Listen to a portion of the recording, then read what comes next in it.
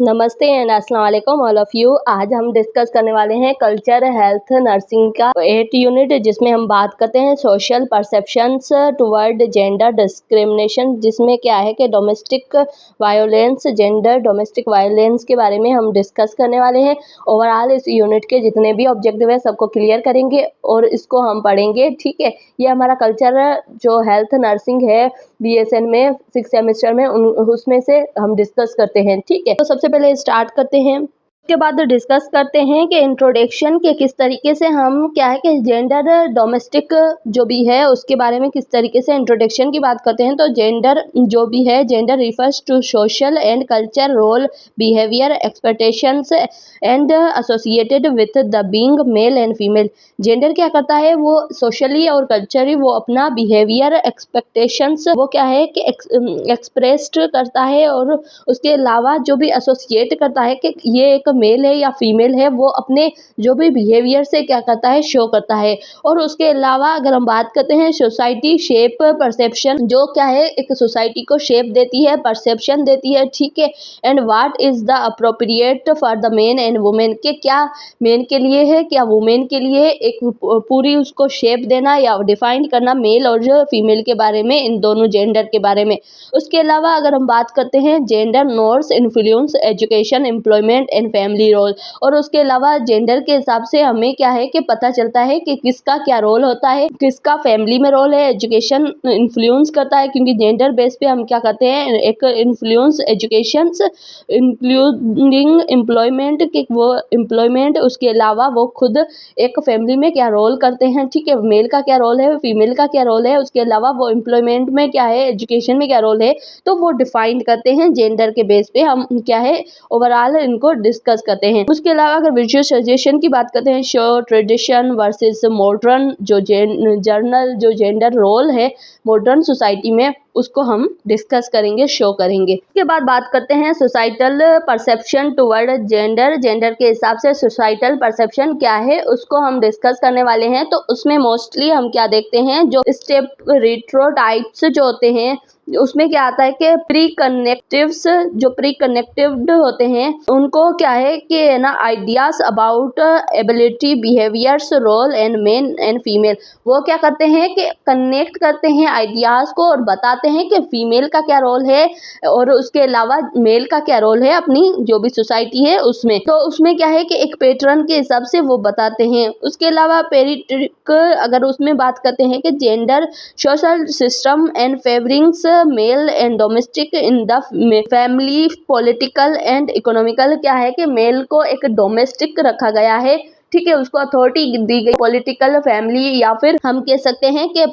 Family में political, economical को ऊपर रखा गया है। उसके अलावा अगर हम बात करते हैं डिस्क्रिमिनेशन की, तो उसमें क्या होता है कि अनइक्वल ट्रीटमेंट मिलता है जेंडर, जिसमें बेस्ड ऑन द जेंडर्स पे द गैप जॉब्स अपॉर्चुनिटी। उसमें क्या होता है कि जॉब अपॉर्चुनिटीज या फिर गैप्स होता है मेल और फीमेल का, क्योंकि जेंडर के हिसाब से क्या होता है कि उनकी एबिलिटी को देख के वो क्या करते हैं, डिस्क्रिमिनेट करते हैं, इन दोनों को अलग अलग कर देते हैं। तो उसकी वजह से क्या हो जाता है कि जॉब में इनमें गैप आता है। उसके अलावा अनइक्वल ट्रीटमेंट मिलता है जेंडर वाइज। अगर फीमेल है उसको किस तरीके से वो ट्रीट करते हैं, ऐसा उसका रोल क्या करते हैं कि घर संभालना, ये सब उसका रोल बना देते हैं। ऐसा मेल की बात करते हैं तो वो क्या है कि वो पॉलिटिकल, इकोनॉमिकल, वो क्या है कि एबल होता है उन चीजों को। इस तरीके से क्या है कि वो कॉन्फ्लिक्ट पैदा करते हैं या फिर अनइक्वल ट्रीटमेंट देते हैं मेल और फीमेल को। उसके अलावा अगर हम बात करते हैं चैलेंजिंग ट्रेंड्स की, अवेयरनेस एंड एक्टिविज्म्स,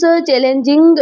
जो ट्रेडिशनल नॉर्म्स होते हैं उनके हिसाब से आपको अवेयरनेस कितनी है, आप उनमें से चीजों को, कितनी चीजों को चेंज कर सकते हो, कौन से चैलेंजेस आप फेस करते हो, ऐसा जेंडर वाइज, चाहे मेल हो चाहे फीमेल हो, किन किन चीजों को वो फेस कर रहा है। ठीक है, तो उनको चेंज करना, और चेंजिंग ट्रेंड्स कौन कौन से आ गए हैं हमारी जो ट्रेडिशन के हिसाब से हमें पता होने चाहिए, हमें उनकी अवेयरनेस होनी चाहिए। तो ये सारी चीज़ें हम इन इंफोग्राफ में शो करते हैं, जेंडर की जो भी इन इक्वलिटीज़ को, और उसके अलावा हम स्टैटिस्टिक्स में देखते हैं कि किस तरीके से, किस बिहाफ पे, किस चीज़ों पे जेंडर को चेंज किया जाता है, उनकी जो ट्रेडिशन है उनके हिसाब से उनमें क्या क्या चेंजेस या फिर इम्प्रूवमेंट आना बहुत ही ज़रूरी होता है। तो ये क्या है कि ये बन जाता है ओवरऑल जो सोशल परसेप्शंस टुवर्ड जेंडर के हिसाब से, कि उन्होंने जेंडर के हिसाब से चीज़ें ही अलग कर दी है कि मेल है तो ये करना है, फीमेल है तो ये करना है। उनके बिहाफ पे उनके जो भी रूल्स होते हैं ट्रेडिशन या फिर कल्चर के हिसाब से उन्होंने फिक्स करके रखे हैं, तो उनको क्या है कि टाइम टू टाइम उनको चेंज करना भी ज़रूरी होता है। इसके बाद बात करते हैं डोमेस्टिक वायोलेंस के, किस तरीके से डोमेस्टिक वायोलेंस होती है। तो उसमें क्या आ जाता है, any form of physical, emotional या सेक्सुअल और psychological abuse with in the house hold, के आपके जो घर है, ठीक है, आप उसमें क्या क्या आपके साथ अब्यूज हो रहा है, ठीक है, उसके बारे में हम क्या है कि एक हम बात करते हैं जेंडर वायलेंस क्या क्या चीज़ों में हो रहा है, चाहे वो इमोशन या फिर फिजिकल या सेक्सुअली या फिर साइकोलॉजिकली आपको अब्यूज आपके साथ हो रहा है, तो उसको हम डिफाइन करते हैं, जिसमें आ जाता है डोमेस्टिक वायलेंस उसको कहते हैं। उसके अलावा कैन अक्कर बिटवीन जो भी ऑफ स्प्रिंग होते हैं, उसमें पार्टनर्स हो गए, फैमिली मेंबर्स हो गए, तो उनकी बात करते हैं कि उनमें से कोई आपके साथ ये सब चीज़ें नहीं करा है कि आपको डोमेस्टिक वायलेंस शिकार तो आप नहीं है, तो वो सारी चीज़ें आ जाती है, ठीक है। और उसके अलावा इंक्लूडिंग कंट्रोलिंग बिहेवियर, के किस तरीके से आप कंट्रोल कर रहे हैं अपना बिहेवियर, और उस हिसाब से, तो वो चीज़ें हम डिस्कस करते हैं डोमेस्टिक वायलेंस में। उसके अलावा अगर हम बात करते हैं कि अनइमिटेडेड्स एंड निगलेक्ट, आपको किसी चीज़ का निगलेक्ट हो या फिर अनइमिटेड जो आपको चीज़ें पसंद ना हो वो भी चीज़ें एक्सेप्ट करना, या किसी चीज़ पे निगलेक्ट करना, और ये सारे क्या आ जाते हैं, ये आ जाते हैं जो आपके डोमेस्टिक वायलेंस में आते हैं, कि इमोशनली या फिर किसी भी तरीके का आपके साथ अब्यूज हो। उसके अलावा कोई भी ऐसा फैमिली मेंबर्स, पार्टनर्स या कोई है, वो क्या है कि उनके बीच में जो है ना स्पेंज या फिर कंडीशंस ऐसी हो जिसमें उनकी सही से ना बनती हो जेंडर वाइज, तो वो भी इफेक्ट करता है। उसके अलावा जो भी बिहेवियर किस तरीके से हम क्या करते हैं, कंट्रोल करते हैं, वो सारी चीज़ें आ जाती है डोमेस्टिक वायलेंस में, कि किस तरीके कौन सी चीज़ें आप बर्दाश्त कर रहे हो, ठीक है, जेंडर के हिसाब से। उसके बाद बात करते हैं टाइप्स ऑफ डोमेस्टिक वायलेंस के, कौन कौन से टाइप्स होते हैं। उसमें आ गया फिजिकल अब्यूज, जिसमें आपको क्या है कि हिटिंग्स, क्या है कि स्पिटिंग्स, हिटिंग, स्पिटिंग, हार्म्स बॉडी के, किसी भी तरीके से आपकी बॉडी को कोई हार्म करे जेंडर वाइज, अगर आपको कोई हार्म कर रहा है तो फिर क्या है कि वो एक फिजिकल अब्यूज में आ जाता है। ये भी एक टाइप है डोमेस्टिक वायलेंस का। उसके अलावा इमोशनल एंड साइकोलॉजिकल अब्यूज, जिसमें verbal, instruct and humiliations treated, जिसमें क्या है कि आपके साथ अच्छा बिहेव ना हो, इमोशनली आपको क्या है कि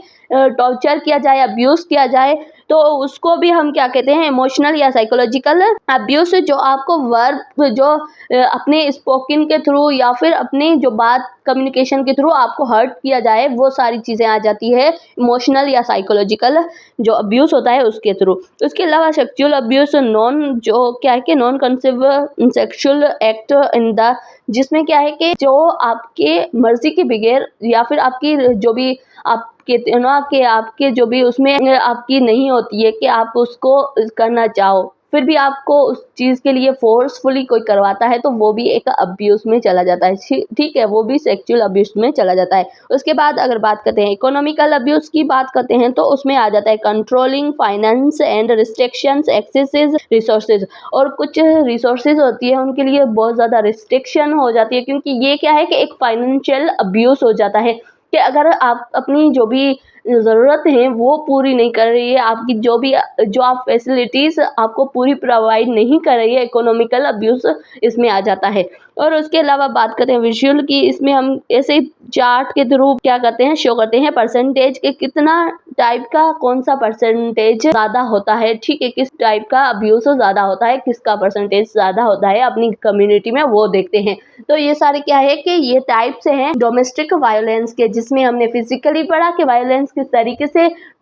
फिजिकल वायलेंस बॉडी को हार्म पहुंचाना, उसके अलावा इमोशनल साइकोलॉजिकल वायलेंस, जिसमें क्या है कि आपके इमोशंस आपके साथ बिहेव, आपके साथ कम्युनिकेशंस अब्यूज, जो कम्युनिकेशंस होती है आपकी जो मेंटल हेल्थ पे इफेक्ट करना। उसके अलावा सेक्सुअल अब्यूज़ पढ़ा, उसके अलावा इकोनॉमिकल अब्यूज़, ये सारे क्या है कि ये 4 डिफरेंट टाइप्स है जो क्या है कि जेंडर वाइज फीमेल को एक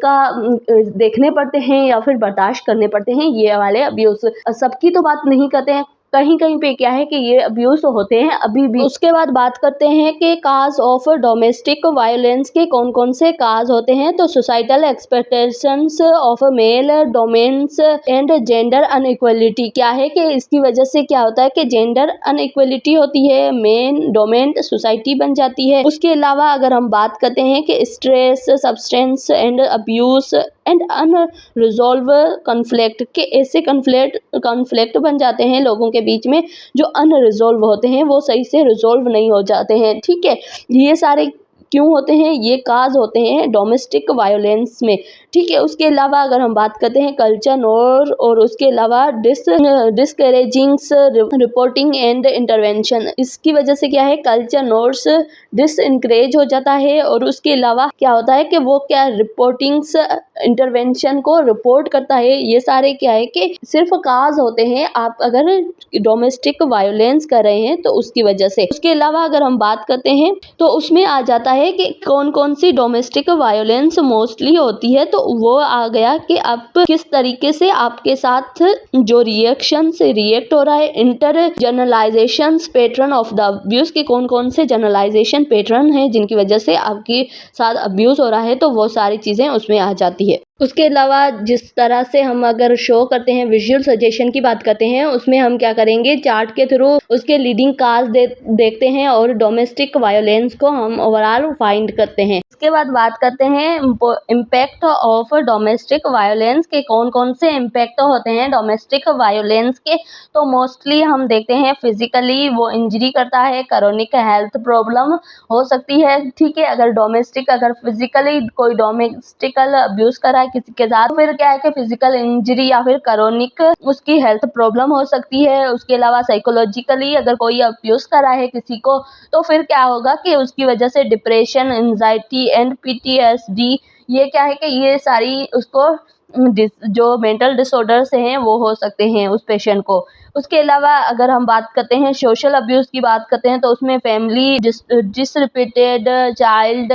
निगलेक्ट, ये सारे क्या है कि ट्रॉमा होते हैं, ये भी एक सोशल अब्यूज़ में आ जाते हैं। उसके अलावा इकोनॉमिकल वो क्या होता है कि loss of productivity, medical cost and social service, ये सारी क्या है कि इम्पैक्ट करती है जब इकोनॉमिकल अब्यूज़ होता है, ठीक है, किसी के साथ, तो ये सारी चीज़ें उसमें इन्वॉल्व हो जाती है। तो इन सारी चीज़ों को हमें क्या है कि फाइंड करना होता है कि कौन कौन सी चीज़ें क्या करती है, इम्पैक्ट करती है जो भी वायलेंस है, ठीक है, उसकी वजह से कौन कौन सी चीज़ों पे इम्पैक्ट होता है। तो उसमें हमने सोशल भी पढ़ा, फिजिकल भी पढ़ा, साइकोलॉजिकल भी इम्पैक्ट पढ़ा कि किन किन चीज़ों पे इम्पैक्ट होता है। उसके बाद बात करते हैं कि सोशली जो रिस्पॉन्स होता है वो किस तरीके से प्रिवेंट करता है, वो प्रोमोट करता है जेंडर की क्वालिटीज़ को, अवेयरनेस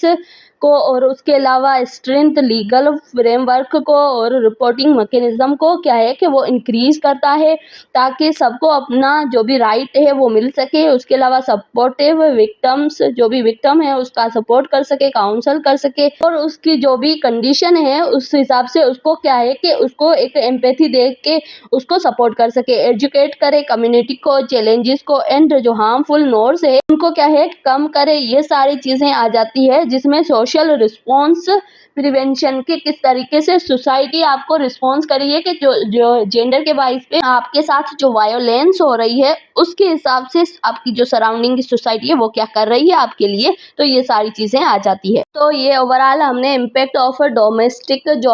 वायोलेंस होती है उसके बारे में पढ़ा। So thank you so much. आज का वीडियो इतना ही, इसमें हमने ओवरऑल जितने भी ऑब्जेक्टिव थे 8 यूनिट के उन सबको क्लियर किया कि डोमेस्टिक अब्यूज़ क्या होता है, वायोलेंस क्या होता है, उसको हमने डिस्कस किया। तो ये हमारा कल्चर हेल्थ नर्सिंग का 8 यूनिट कंप्लीट हुआ। So thank you so much. मिलते हैं नेक्स्ट वीडियो में, तब तक